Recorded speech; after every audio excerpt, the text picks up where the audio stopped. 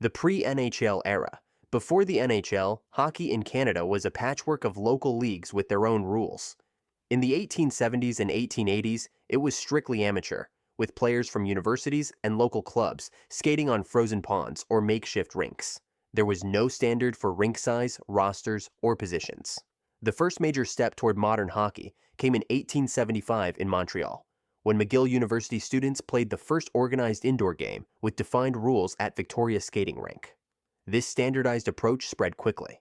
In 1893, Lord Stanley donated a silver cup to be awarded to Canada's top team, creating the Stanley Cup as a challenge trophy. Even then, the line between amateur and professional was blurry, with some teams quietly paying players under the table. By 1906, professionalism was officially allowed, leading to fierce competition and frequent league failures. In 1909, the National Hockey Association, NHA, was founded to create stability, introducing standardized contracts and drafts. But the NHA was plagued by infighting, especially with owner Eddie Livingstone. In 1917, frustrated owners met secretly, voted to suspend the NHA, and formed a new league without Livingstone, the National Hockey League, NHL. This move created the stable professional organization that would shape hockey for the next century. The Original Six era. By 1942, the NHL settled into the original 6 teams: Montreal Canadiens, Toronto Maple Leafs, Boston Bruins, New York Rangers, Chicago Blackhawks, and Detroit Red Wings. From 1942 to 1967, these 6 teams made up the entire league, creating fierce competition for roster spots, dominated almost entirely by Canadian-born players. Owners held enormous power with no union or free agency. Players' rights were controlled for life. Salaries were low, forcing many to work off-season jobs. On the ice, the game was rugged and punishing. Helmets were rare, fights were common, and injuries were often ignored. Stars like Gordie Howe embodied toughness and skill, playing 5 decades and defining the Gordie Howe hat trick: goal, assist, fight. Maurice "Rocket" Richard was the first to score 50 goals in 50 games, becoming a hero in Quebec.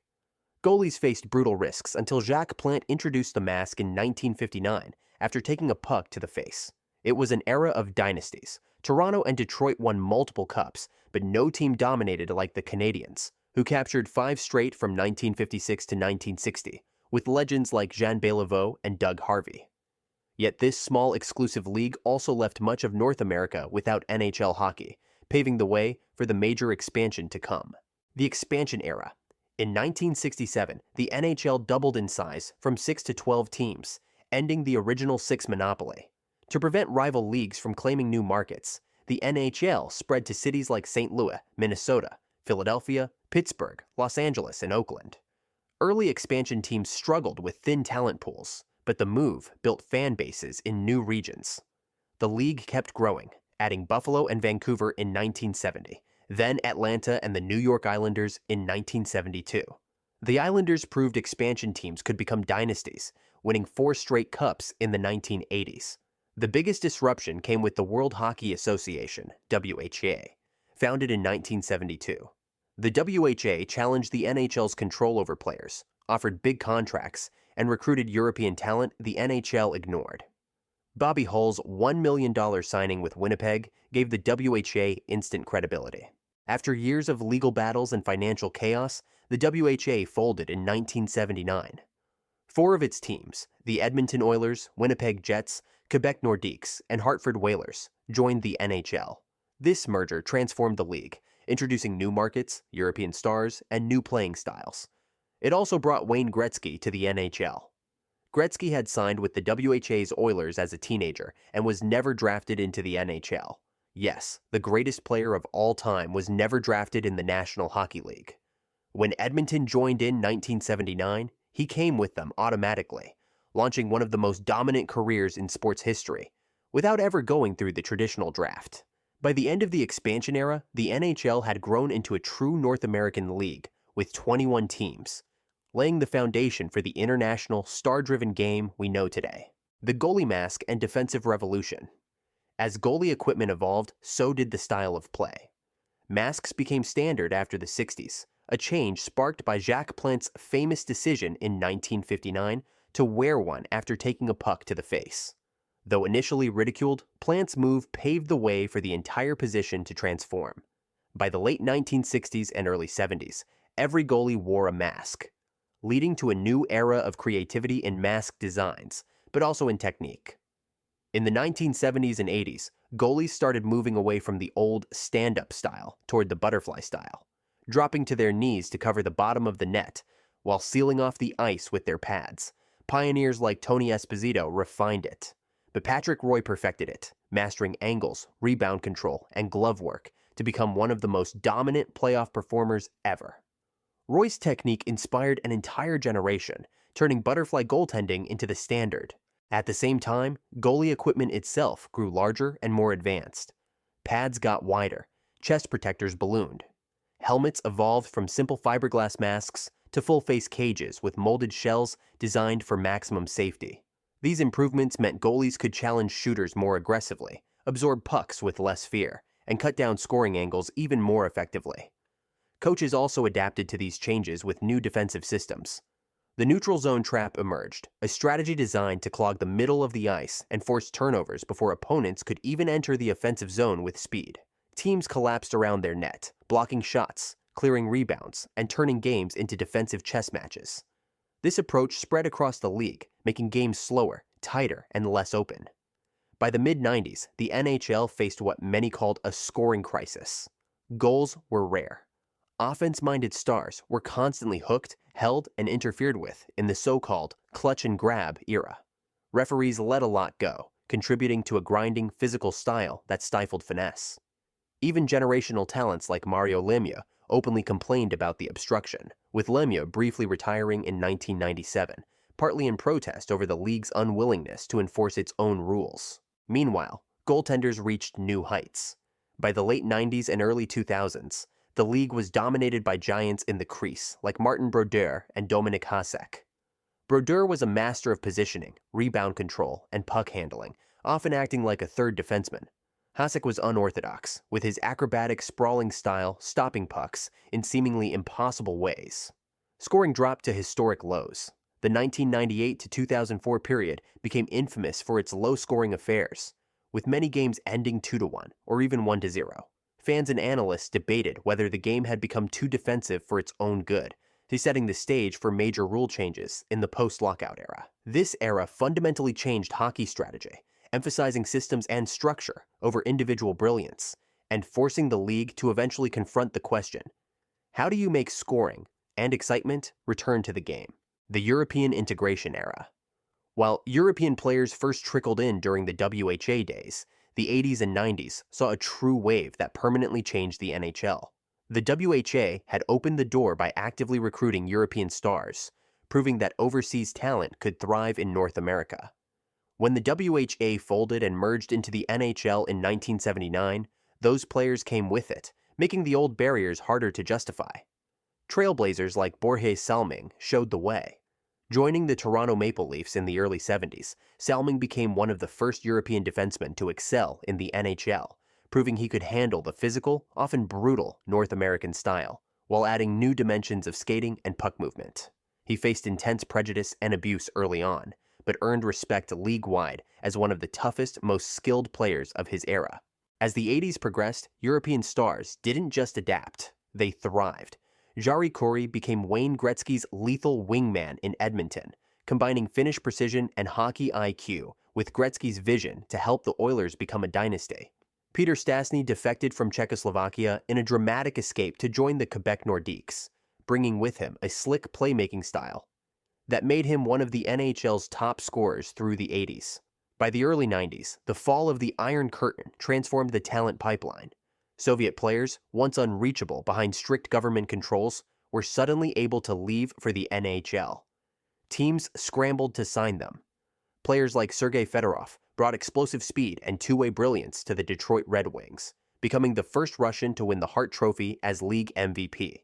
Alexander Mogilny defected in 1989 and stunned the league with a 76-goal season in 1992-93, one of the best scoring seasons in NHL history. Jaromir Jagr, drafted in 1990 from Czechoslovakia, might be the ultimate symbol of this integration.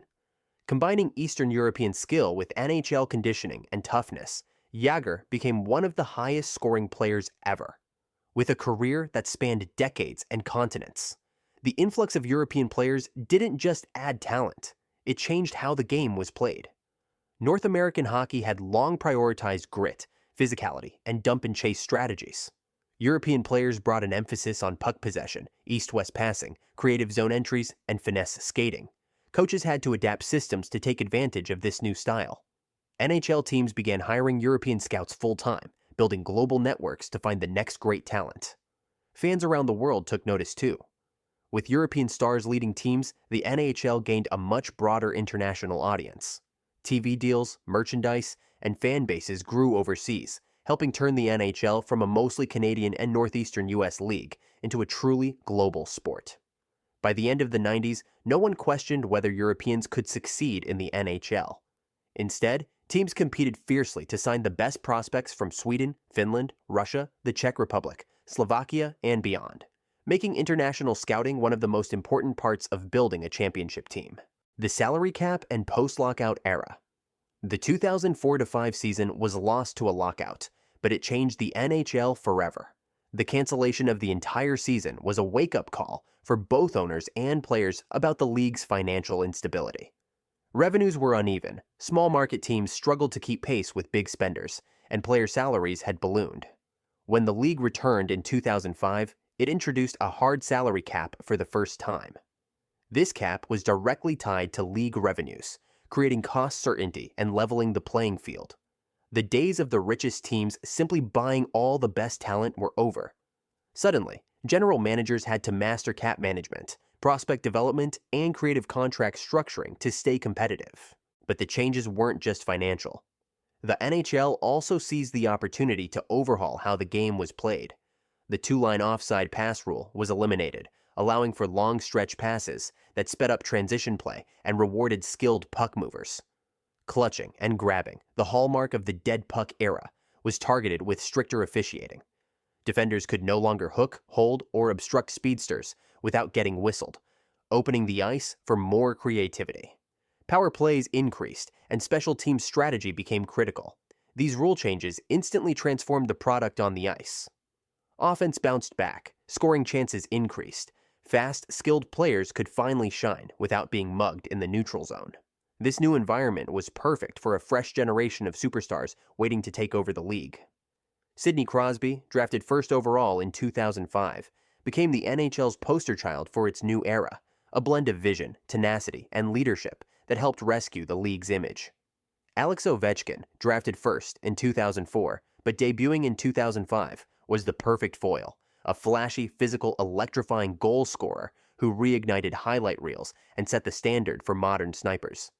Their personal rivalry, Canada versus Russia, playmaker versus goal scorer, became a central storyline of the post-lockout NHL. The salary cap also fundamentally changed roster building. Dynasties in the old sense became harder to maintain, since retaining all of your stars under the cap was nearly impossible. Teams needed to draft well, develop prospects, and make savvy trades. The result was a series of modern mini-dynasties that mastered the new model. The Chicago Blackhawks won 3 cups between 2010 and 2015 by drafting and developing a core of Jonathan Toews, Patrick Kane, and Duncan Keith, while constantly shuffling supporting players to stay cap compliant. The Pittsburgh Penguins, led by Crosby and Evgeny Malkin, claimed back-to-back cups in 2016 and 2017 with a deep, fast roster built around affordable complementary pieces. The Los Angeles Kings, meanwhile, rode Anze Kopitar, Drew Doughty, and Jonathan Quick to 2 cups in 2012 and 2014, with a heavy structured game adapted to the modern rules. Off the ice, the post-lockout era also saw dramatic changes in how teams operated. Analytics gained traction. Teams invested in video coaching, data departments, and advanced stats to maximize cap efficiency and gain competitive edges. Free agency strategies changed, with contracts scrutinized for term and cap hit. Ultimately, the salary cap and post-lockout era forced the NHL to modernize, both in the boardroom and on the ice. It produced a faster, more exciting, and more competitive league, setting the stage for the global, star-driven game hockey has become in the 21st century. The analytics era. Starting in the early 2010s, NHL front offices began adopting advanced stats to evaluate players beyond traditional goals and assists. The old school eye test was no longer enough on its own. Teams realized they needed to understand which players truly drove play, controlled possession, and generated quality scoring chances, even if they weren't racking up points on the scoresheet. Metrics like Corsi shot attempt differential and Fenwick unblocked shot attempts became industry standards for measuring puck possession. Expected goals, XG models, added even more nuance by weighting shots for quality and location. Instead of simply tracking how many shots a player took, teams could measure how dangerous those shots were and how well players limited chances against. Organizations that embraced analytics early gained a competitive edge. Teams like the Toronto Maple Leafs, Florida Panthers, and Carolina Hurricanes invested heavily in data departments, hiring analysts, building custom models, and incorporating advanced stats into everything from player evaluation to in-game strategy. Front offices started to think like portfolio managers, evaluating players as assets with risk, cost, and long-term upside. Scouting also evolved. The old focus on size, grit, and toughness gave way to speed, puck control, and hockey IQ. Players who might once have been dismissed as too small or not physical enough were now prized for their ability to enter the offensive zone with possession, make clean passes, and tilt the ice in their team's favor.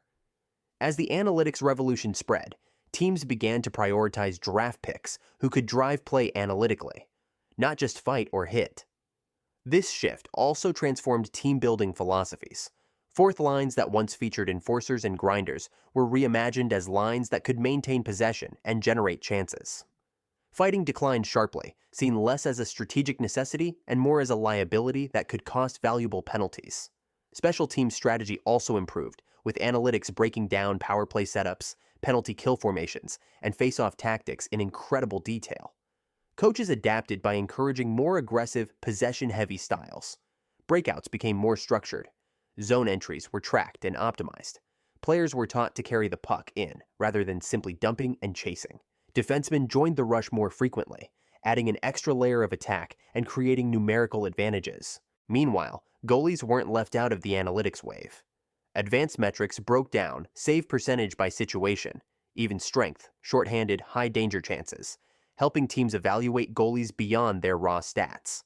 This led to smarter contract decisions and better goalie usage, like load management, to keep starters fresh for the playoffs. Fans, too, became more informed. Analytics sites, blogs, and Twitter accounts brought advanced stats to the public, sparking debates over player value and team strategy. Arguments that once relied purely on reputation or highlight reel goals were now challenged with hard data. By the late 2000s and 10s, every NHL team had some level of analytics department, and old school and new school philosophies had merged. The result was a faster, smarter, more skilled league that emphasized puck possession, quick transitions, and high-quality scoring chances over brute force and intimidation. The analytics era didn't just change how teams were built, it changed how hockey was played and understood at every level, laying the groundwork for the modern, skill-driven NHL we see today. The modern era. The NHL today is marked by global talent and constant rule tweaks to improve entertainment and safety. Players from all over the world fill rosters and dominate highlight reels. From Canadian phenom Connor Bedard, hailed as a generational goal scorer, to Kirill Kaprizov, the electrifying Russian winger who brought new energy to the Minnesota Wild. Stars hail from Finland, Sweden, the Czech Republic, Germany, the US, and beyond, reflecting a truly international league that scouts every corner of the hockey world. The game itself has never been faster. Speed and skill rule over size and intimidation. Coaches design systems to maximize puck possession and quick transitions. Stretch passes, controlled zone entries, and precision power plays are now standard, while the days of clutch and grab neutral zone traps are gone. Players train year-round with advanced nutrition, analytics, and video study. Even goalie styles have evolved, with netminders refining butterfly techniques, tracking pucks with better vision training, and using lighter, more mobile gear. The league has actively supported these changes with ongoing rule adjustments. Goalie equipment has been systematically shrunk to increase scoring opportunities. Offside reviews were introduced to eliminate egregious calls, but later tweaked to avoid endless delays. Hybrid icing and automatic delay of game penalties aim to improve player safety without slowing the pace. Perhaps the biggest in-game change came in 2015, with the introduction of 3-on-3 overtime in the regular season. Designed to reduce the number of games ending in shootouts, 3-on-3 created wide-open pond hockey-style sudden death finishes that showcase speed, creativity, and individual brilliance. It quickly became one of the league's most fan-friendly features. Expansion has also defined the modern era, proving the NHL's commitment to growing the sport in new markets. In 2017, the Vegas Golden Knights entered the league and immediately captivated fans by defying expectations. Rather than the typical expansion struggle, Vegas reached the Stanley Cup final in their inaugural season and built a fiercely loyal fan base in a non-traditional hockey city. Their success showed the NHL that hockey could thrive anywhere with smart marketing and competitive teams.